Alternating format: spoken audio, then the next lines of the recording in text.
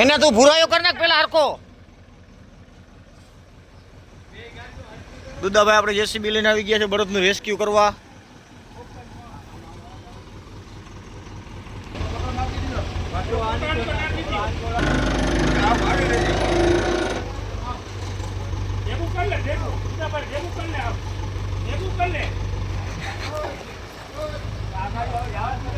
હાલો હાલો ભાઈ, આ success rescue Dudabhai JCB વાળા.